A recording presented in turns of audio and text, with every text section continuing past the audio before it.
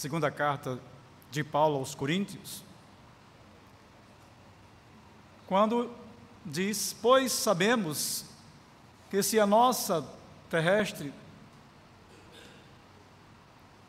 deste tabernáculo se desfizer, temos da parte de Deus um edifício, uma casa não feita por mãos humanas, eternas nos céus.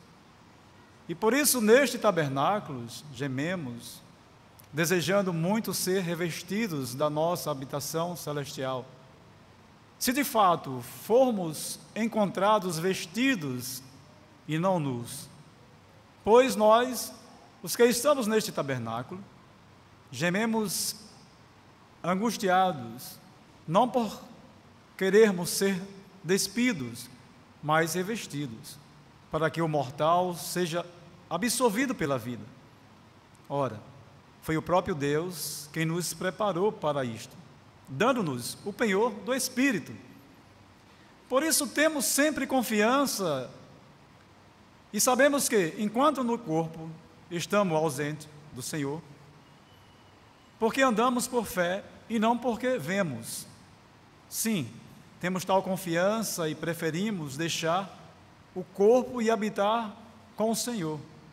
É por isso que também nos esforçamos para ser agradáveis a Ele, quer presentes, quer ausentes, porque é necessário que todos nós compareçamos diante do tribunal de Cristo, para que cada um receba segundo o bem ou o mal que tiver feito por meio do corpo. Senhor, fala profundamente ao nosso coração, a Tua igreja nesta manhã, com a Tua palavra, em nome de Jesus. Amém. Irmão, antes de entrarmos nesses versículos do capítulo 5, esses primeiros 10, a gente vai perceber que nos últimos versículos do capítulo 4, Paulo expressa 3 coisas, já preparando para esse próximo registro dele no livro aqui de 2 Coríntios, nessa carta registrada. Nós podemos observar 3 coisas aqui. A primeira delas é que ele fala sobre o presente. Primeiro, o corpo, versículo 16, o corpo fraco e o espírito renovado. No versículo 17, ele expressa presente doloroso e um corpo glorioso. E a terceira, capítulo 18, ele deixa claro coisas temporais e coisas eternas. Coisas presentes, temporais e coisas eternas.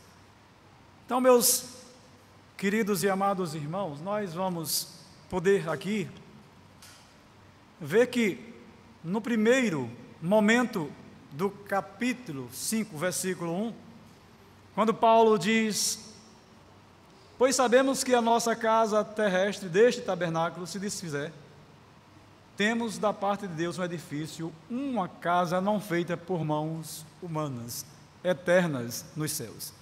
Então Paulo está se referindo ao nosso corpo, a nossa vida, o nosso ser, este corpo aqui, que é um corpo temporário, um corpo passageiro, um corpo qual um dia ele será transformado, revestidos, mudados, vamos ver isso posteriormente.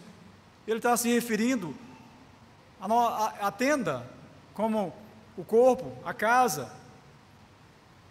E esse edifício aqui que ele fala, que alguns falam, dizem, a mansão celestial, não é no sentido do qual a gente envia material lá para a glória, para o céu, para lá podermos morar em uma mansão celestial. Ele está se referindo que esse corpo que é perecível aqui na terra, que ele tem um limite, uma data de validade, o edifício que Paulo registra aqui é o nosso corpo transformados na glória, que é agora moldado pelo nosso Deus, transformado pelo nosso Deus. Ou seja, ele já não mais conhecerá fraqueza, ele já não mais conhecerá enfermidades, doenças, problemas, dificuldades de uma forma geral. Não. Esse primeiro momento, esse tempo que a gente vive aqui agora na terra, cheio de tantas, provações e dificuldades que surgem, e essas dificuldades não é dificuldades só que algumas pensam financeira, não, tem várias dificuldades. Tem pessoas que não têm problemas financeiros, mas enfrentam outras dificuldades na sua vida, nesse tempo. E esse edifício aqui é uma transformação memorável que adentramos para agora sim estarmos com esse corpo glorioso, não mais com esse corpo aqui fraco, como Paulo expressa nesses últimos versículos do capítulo 4. Então, Paulo retrata a morte e a ressurreição, a tenda temporária, o corpo físico, mortal, o edifício permanente é o corpo glorioso da ressurreição. Então, esse corpo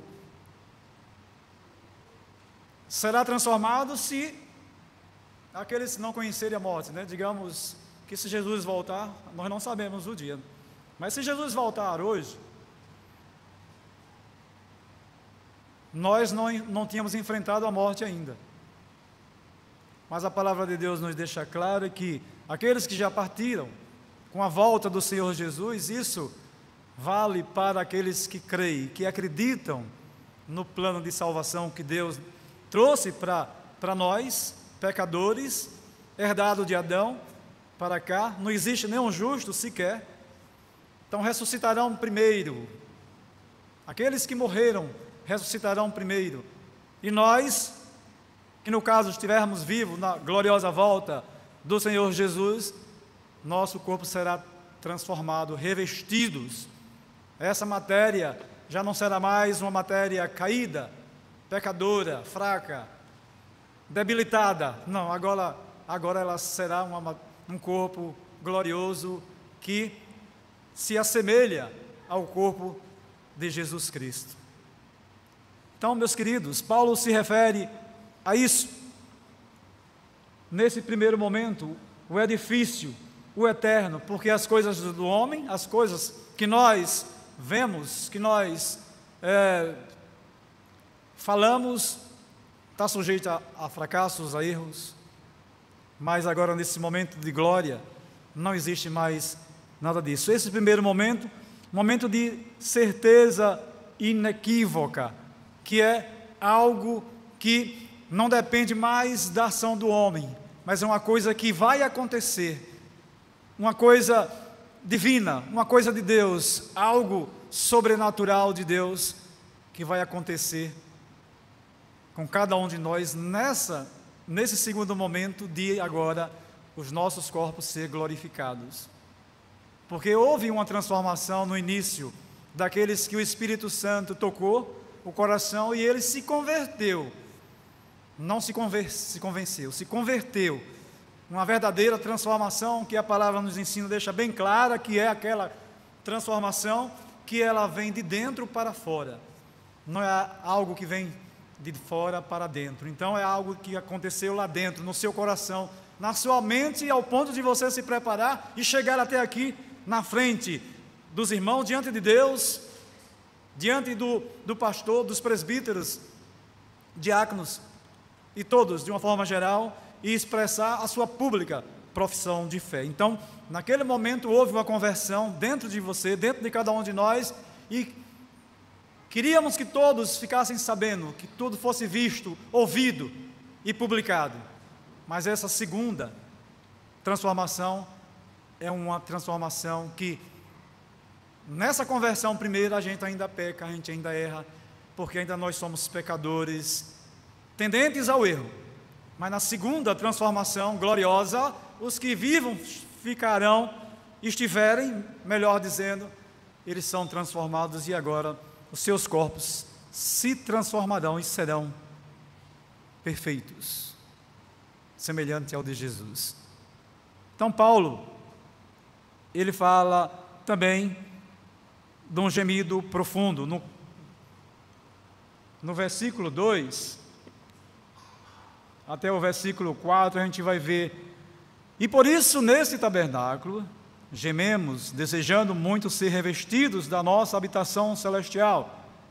Se de fato formos encontrados vestidos e não nus, pois nós, que estamos neste tabernáculo, gememos, angustiados, não porque queremos ser despidos, mas revestidos para que o mortal seja absorvido pela vida, que o mortal seja absorvido pela vida. A gente vê que agora, nesses versículos, Paulo, ele já não fala mais da tenda, da casa, ele fala agora de vestes, revestimento, né? Que nesse momento, nesse acontecimento, não estejamos nus. Nus não é no sentido de estarmos sem roupas, não é esse sentido, mas nus, despidos da presença de Deus, fora do alcance da graça de Deus, não estando apto nesse momento de ser glorificado o nosso corpo com a presença da volta do Senhor Jesus. A vida para nós deve ser uma vida que a qualquer momento nós partiremos, deixaremos a alma que tem em cada um de nós, em cada um de vocês, deixe de habitar o seu corpo, porque o nosso corpo habita uma alma, e é essa alma que nos vai nos dirigir a Deus, porque ninguém erra o reino de Deus com carne nem sangue, mas em espírito. Deus é espírito, e importa que os seus adoradores o adorem em espírito e em verdade. Então, meus amados, devemos estarmos preparados, vivos, nessa vida. Paulo escreve esta carta, essa segunda carta, expressando que a vida para ser vivida, preparada, e que nessa vida presente de hoje, deve estar preparada para a partida, para a morte, porque as pessoas dizem que a morte é o caminho, todos vão chegar, mas se Jesus voltar, como eu já disse, quem estiver vivo não vai experimentar a morte, vai ser transformados. Então, gemido, a gente percebe que Paulo fala gemido profundo, e esse gemido ele está presente nessa vida da gente, angústias, enfermidades, dores, provações, dificuldades, uma série e N de coisas que acontecem, que a gente não espera no nosso dia a dia, no dia a dia das pessoas. A gente sofre, a gente geme com essa vida cheia de tantos atributos negativos, mas Paulo ele escreve a carta e dizendo: olha, se fosse para vocês estarem tristes, os irmãos ficarem tristes por causa dessas coisas que acontecem, eu teria motivo para estar mais triste que vocês, porque Paulo enfrentou prisões, Paulo enfrentou perseguições, Paulo enfrentou açoites, chicotes, punições, e ele disse que a vida dele não deixava de ter essa firmeza, essa certeza de que ele estava crendo por causa do que acontecia. Não, tinha motivo, mas ele dizia: tenha bom ânimo, se alegre, porque o edifício que o nosso Deus tem preparado para cada um de nós, nesse edifício, nessa vida nova, nessa mudança agora de vida, para a glória, não experimentemos mais, não vamos estar vendo nada mais dessas coisas. Então, algo melhor do que o que vocês têm aqui, vivendo essa vida passageira, é a eternidade que Deus preparou para cada um de nós, para aqueles que verdadeiramente o adorem em espírito e em verdade. E a gente pode encontrar também um outro ponto aqui que Paulo fala, que a gente podemos encontrar no versículo 5, quando diz: ora, foi o próprio Deus quem nos preparou para isto, dando-nos o penhor do Espírito. Que algumas pessoas que não creem, olha, quando não se crê, meus amados irmãos, é difícil de compreender, é difícil de querer entender aquilo que Deus registrou para nós. Se eu não acredito, se eu não creio, que importância tem isso? Para nós, Paulo está escrevendo para crentes, não é para os ímpios, é para crentes, irmãos. Para nós, a nossa garantia, o nosso penhor, o que é penhor? Penhorar uma coisa. Se você não tem algo, não tem o dinheiro para naquele momento fazer algum negócio, se você tem um bem, tem uma coisa, você vai penhorar aquele bem para dar crédito àquilo que você vai fazer. Mas quem penhorou isso para nós, amados irmãos, é o próprio Deus, que está registrado em sua palavra. Ele penhorou para nós, Ele é o autor da nossa salvação, Ele foi quem deixou tudo pronto desde antes da fundação do mundo, ou seja, antes de qualquer coisa acontecer, Deus já tinha preparado tudo. A gente ouve muitas pessoas dizerem, assim, esperar só em Deus. As pessoas falam isso, porque ouve outras falando, outras, e muitas vezes falam da boca para fora.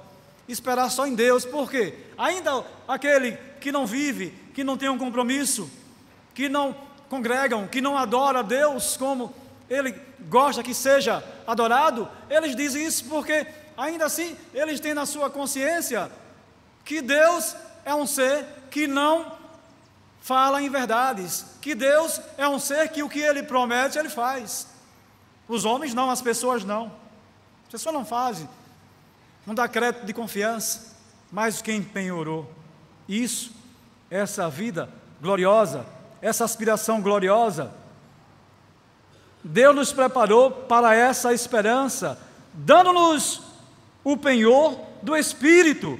Jesus, quando estava indo o assunto ao céu, Ele disse: meus amados apóstolos, estou indo, já vai, como vai ficarmos nós? Deixarei com vocês o Espírito Santo. Esse Espírito Santo dará a vocês tudo o que vocês precisarem, e Ele dá a cada um de nós, nos dias de hoje, o que nós precisamos, buscar a Deus em Espírito e em verdade, e assim vamos experimentar dessa presença de Deus em nossa vida. E as coisas vão ser acrescentadas, como está registrado na sua palavra também. Buscar em primeiro lugar o reino de Deus e a sua justiça, e as demais coisas serão acrescentadas. Então, a fé, ela nos alimenta e nos faz nos aproximarmos de Deus.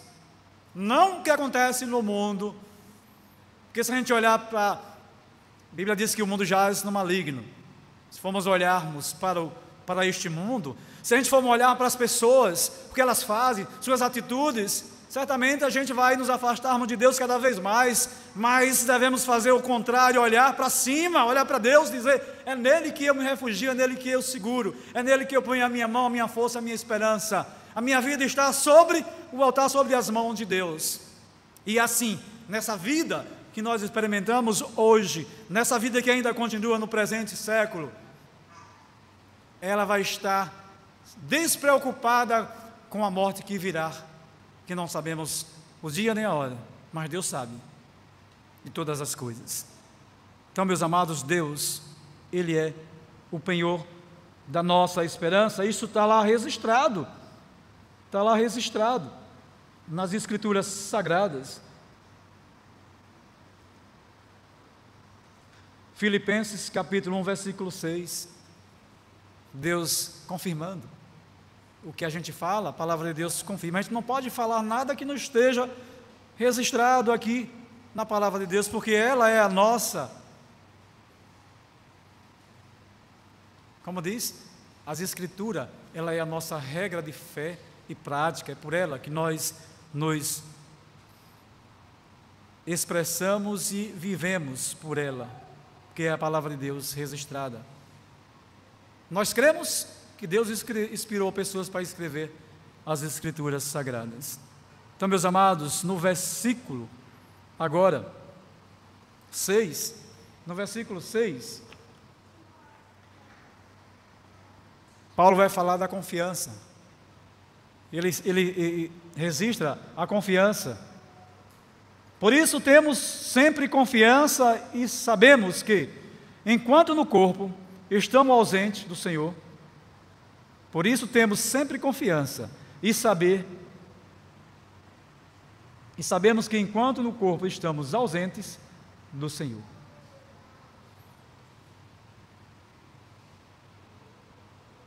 Paulo tem bom ânimo e plena confiança. O céu não era apenas o seu destino, mas também sua motivação. Devido à presença do Espírito, Paulo podia estar não apenas confiante quanto ao futuro, mas também corajoso no presente. Então, meus amados, se a gente olhar para Paulo e ver que ele sabia que o porvir, o que viria para ele, seria infinitamente melhor do que a vida que ele vivia no momento e que nós vivemos hoje. O que está preparado para nós é melhor do que a vida que nós vivemos aqui. Ele sabia disso, mas isso não era só o suficiente. Ele se sentia encorajado para fazer o que ele fez. Ele podia fazer como muitos que a gente conhece: eu creio, eu acredito, eu sei que Jesus veio me salvar, mas não faço nada, não tenho coragem para falar nada, não falo de Jesus em lugar nenhum, não prego em lugar nenhum, vivo a minha vida, mas não contribuo para o reino, não frutifico, como nós ouvimos as mensagens que o pastor vem pregando sobre a videira, os ramos, em quem o nosso corpo está ligado. Qual é o corpo que nós estamos ligados? O ramo. Onde está o seu ramo? Está conectado em qual lugar? Não produzimos. Paulo, ele era ousado, ele tinha ousadia, tinha coragem, ele não temia o que iria acontecer com ele, porque ele tinha certeza, tinha plena convicção do que viria por diante, era infinitamente melhor. Então, confiança, ela está presente nesse capítulo 5, nesses versículos. Paulo expressa também confiança. Ele expressou, já vimos, certeza inequívoca, gemido profundo, aspiração gloriosa, penhor seguro em Deus, confiança plena. Confiança plena. E a gente ainda vai ver no versículo 9 do capítulo 5, esforço real. Esforço real, versículo 6.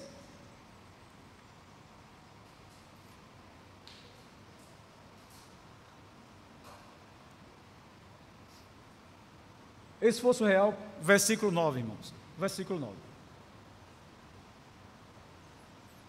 Que diz: é por isso que também nós esforçamos para ser agradáveis a Ele, quer presente, agora, quer ausentes.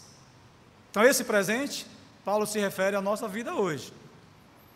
Ausente do corpo, ele está se referindo à morte.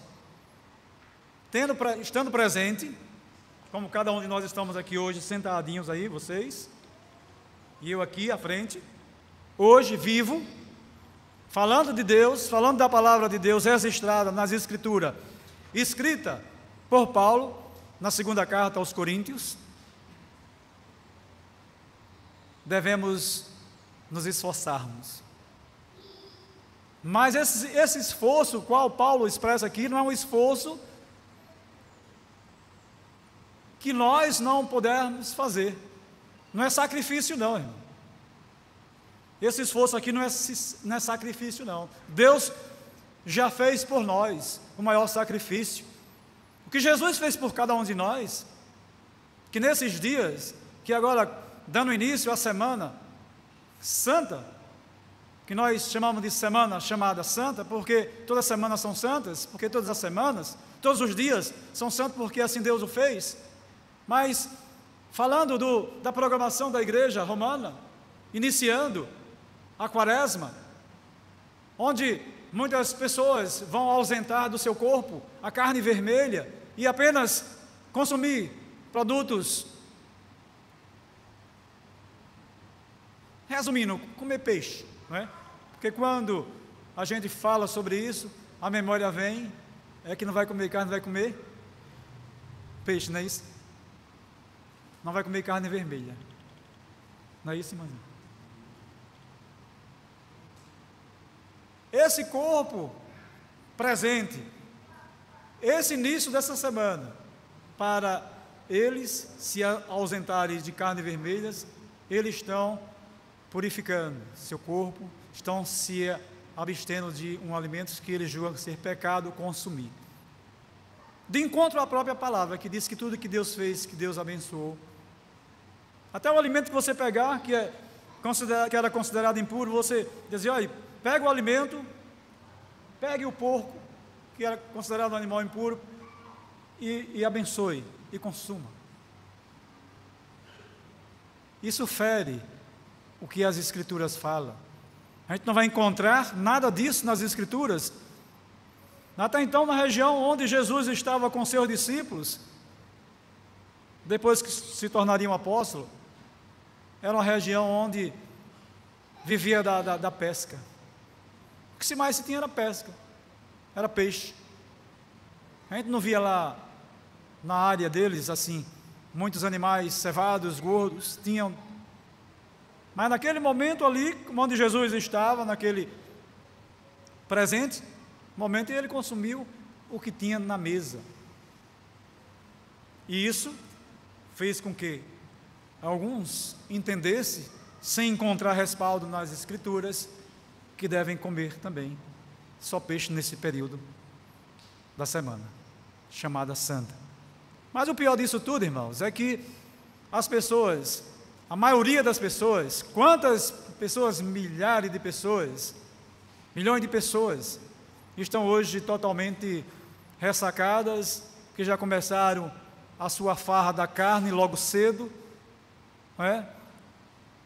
Digamos, vou até dizer um pouquinho mais para cá, mas teve pessoas que já foram bem antes. De sexta-feira para cá, o carnaval, né? A carne vai, a festa da carne, que é o maior inimigo que nós temos, é a vontade da carne e dos pensamentos. Esse vão passar domingo, que é hoje, segunda, terça, quarta-feira, amanhecem o bagaço, e aí assim, eles entendem que agora eles vão ser purificados com um pouquinho de cinza passando na testa.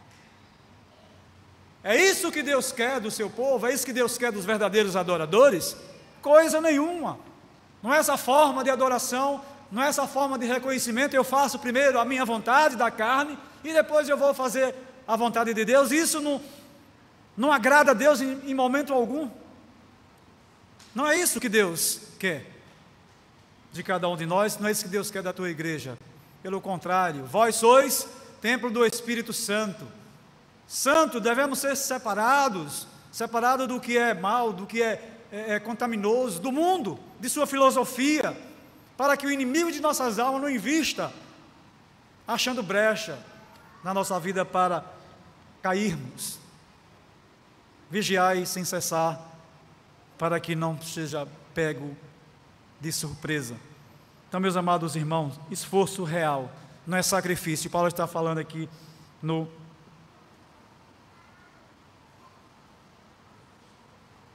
versículo 9 do capítulo 5. Então, Paulo associava dever e doutrina, aquilo que a gente aprende na igreja, associar a nossa vida, a nossa conduta, aquilo que o presbítero tem todos os domingos aqui na escola dominical, falado, ensinando sobre a nossa conduta, baseada nas Escrituras. Qual o princípio do homem? Para que o homem foi criado? Louvá-lo, gozá-lo para sempre. Ou seja, Deus tem que estar em primeiro lugar. Essa doutrina deve ser vivenciada em nossa vida. Nós devemos estar não apenas ouvindo o que se aprende, mas a palavra diz: bem-aventurados que leem os que ouvem, vai em Apocalipse, e os que praticam. Os que leem, os que ouvem, os que praticam. Então, fazer algo por Ele. O que Deus fez por nós, devemos motivar a fazer algo por Ele. A salvação não depende das obras, mas a recompensa no tribunal de Cristo. Ou seja, a salvação não vem das nossas obras, não é pelo que nós fazemos. Pela graça sois salvos mediante a fé, isso não vem de vocês, não vem de vós, é dom de Deus. Não vem de obras, do que eu faço, para que ninguém se glorie. Mas o salvo, as obras deles, ela é diferente daqueles que ainda não são. Tem gente que até diz que é boazinha. Eu sou tão bonzinho, eu dou, ajudo muita gente, tudo, mas ela não garante salvação para ninguém. Porque nós somos pecadores. E de nenhum pecador, imagine se a minha salvação dependesse de mim mesmo, do que eu achar que estou fazendo que é bom. Certamente não encontraríamos a presença de Deus. Só um ser perfeito poderá nos dar esta graça, somente Ele. Então,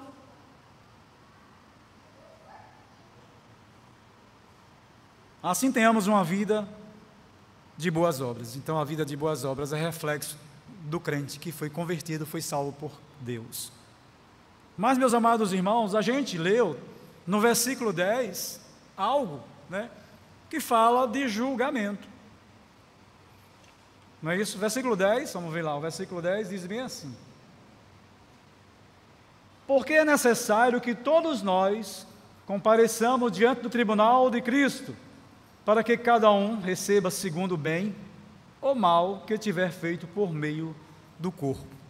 Então, enquanto esse corpo vivo, esse nosso corpo que está vivo aqui, eu podendo falar, vai chegar um momento que ele não vai estar, não vou poder mais estar falando.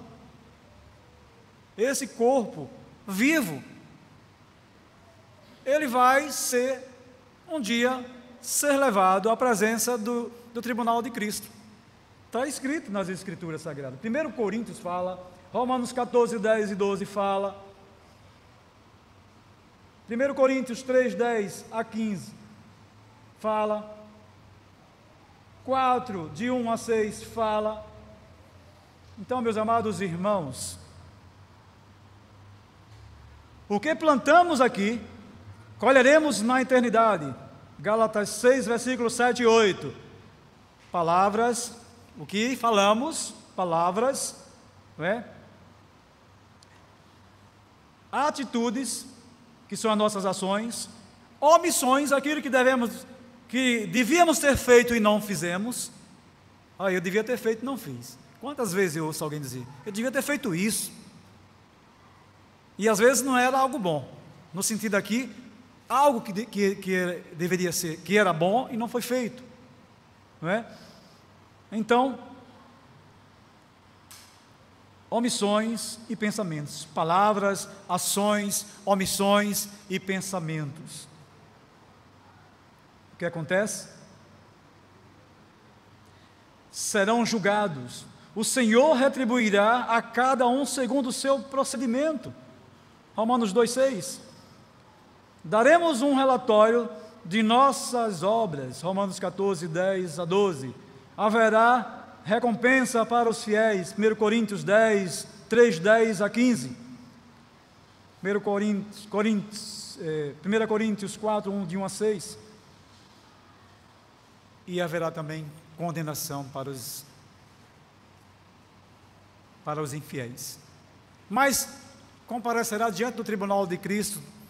Está falando aqui os fiéis, os crentes, está falando para os crentes, e para os ímpios também. Todos nós compareceremos ao tribunal de Cristo. E lá, meus amados irmãos, vai abrir-se um livro, e nesse livro vai estar lá registrado todos os nossos feitos, tudo que vocês fizeram, tudo que eu fiz.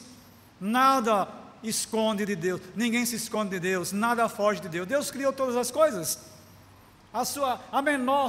as minúsculas células do corpo humano, aquilo que nós só enxergamos através de microscópio, aquelas células que temos no nosso corpo, que trabalham para fazer com que todos os órgãos do corpo humano trabalhem perfeitamente. Foi Deus quem criou todas elas, e Ele conhece cada célula, porque Ele fez para contribuir com esse propósito. Quando o corpo adoece, uma parte, um ferimento, uma coisa, aquelas células que se juntam, se somam, trabalham para reconstruir aquele lugar que foi danificado. Foi Deus que fez elas. E como eu, que já sou desse tamanho, comparado com o tamanho de uma célula, Deus não está me vendo, Deus não sabe o que está acontecendo comigo. Deus foi quem me criou. A salvação chegou a todos aqueles que se converteram. Deus já sabia antes da fundação do mundo, antes de acontecer as coisas. Então, meus amados irmãos, há um registro. Hoje nós podemos até dizer, tão simples, saber quem é uma pessoa. Você pode estar onde você estiver no mundo, no outro lado do planeta, no Japão, na China, em qualquer outro lugar. E aí, se você fornece o seu número, o seu CPF, entra no sistema e vai saber quem é você. O homem tem essa facilidade de saber quem é você, hoje, pelo um sistema. Imagine Deus que criou o sistema, que criou o homem, que deu sabedoria ao homem para criar o computador, a ciência da informática, a ciência da computação, tudo isso que existe hoje. Deus deu sabedoria para que o homem descobrisse, para fazer, para desenvolver, para criar. Então, meus amados irmãos, ninguém foge. Nós não somos um nome, nós somos um número. Ninguém chega em um lugar sem ser conhecido e vai dar o nome. Pede logo o seu RG ou então o CPF, que o CPF é o mais solicitado para saber de fato quem é você. Sexta-feira estava fazendo ali uma blitz na ponte, perto do mini shop, antes da feira. Tinha mais de 10 policiais ali. E ali as pessoas chegavam com o celular, ia lá na carteira digital de habilitação, e tinha um QR Code, e o policial chegava e pegava e conectava lá no aparelho dele, e aparecia o cidadão todinho ali. Se ele estava vencido a habilitação, se ele realmente estava em dias com a documentação do veículo. Os homens sabem. Agora você acha que Deus não saberá de como você está vivendo? Que tipo de adoração você está executando para Ele? Como está o seu templo? Como está a sua tenda? Se preparar para morrer, se preparar para viver. Paulo está deixando claramente isso aqui. Devemos estar prontos, preparados, porque Deus se alegra. Se pode achar estranho aqueles que talvez não conheçam essa palavra, mas Deus se alegra com a morte daqueles que são eleitos. Deus se alegra com a morte daqueles que são eleitos. Ou seja, os eleitos de Deus, os salvos em Cristo, a morte deles, Deus se alegra, porque o lugar para onde ele está indo é melhor do que a presente vida, o presente corpo vivo aqui da terra, vivendo. Então, meus amados, todos nós vamos comparecer diante do tribunal de Cristo, lá nos anais de Deus. Nos anais de Deus está lá tudo, no livro, né? Deus deu sabedoria para o homem desenvolver tanta coisa incrível, né? Fazer um avião com aquelas toneladas todas, subir e ir lá para as nuvens, né? Fazer o homem chegar até a lua. Não é só chegar, lançar e já vai direto, não, tem que saber onde é que a lua está direitinho. O homem tem um mapa da terra, dos corpos celestes. Veja que sabedoria Deus deu ao homem para ele desenvolver. E quem está acima de tudo isso é Deus. E Ele, na sua palavra, diz que todos nós vamos nos apresentar diante do tribunal de Cristo. Então, meus amados irmãos, que Deus nos habilite, nos ajude a estarmos com a nossa tenda, com esse nosso corpo aqui, preparado para o grande dia, seja com vida, seja com morte. Em nome de Jesus. Amém?